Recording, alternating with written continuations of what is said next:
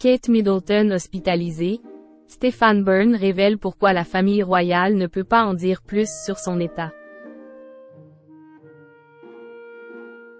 Après avoir subi une intervention chirurgicale, Kate Middleton va devoir rester plusieurs jours à l'hôpital, sans que le grand public ne sache pourquoi.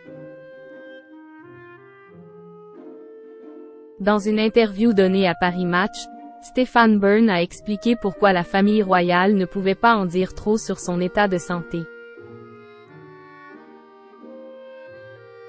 Mercredi 17 janvier 2024, le palais de Kensington a révélé, sur les réseaux sociaux, que Kate Middleton avait subi une intervention chirurgicale à l'abdomen. La princesse devrait rester à l'hôpital entre 10 et 14 jours, avant de pouvoir retourner chez elle pour poursuivre sa convalescence. Selon les avis médicaux, elle ne devrait pas reprendre ses fonctions avant Pâques, était-il précisé.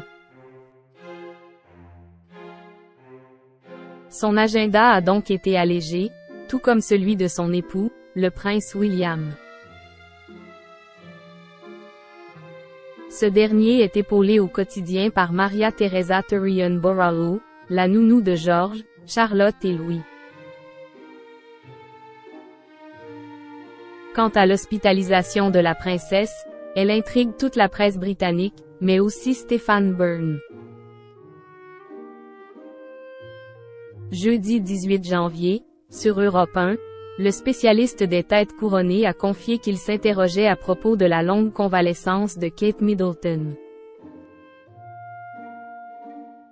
C'est ça qui est inquiétant, c'est le mystère. On dit toujours, quand il y a un flou, il y a un loup. C'est un peu ça, a-t-il déclaré. On ne veut pas inquiéter les gens. Dans une interview à Paris Match parue le 22 janvier, le présentateur de Secrets d'Histoire a précisé sa pensée. Si ce n'est pas cancéreux, si ce n'est pas la vésicule biliaire, il n'y a pas 15 jours d'hospitalisation et 2 mois de convalescence. Ça paraît démesuré, a-t-il noté.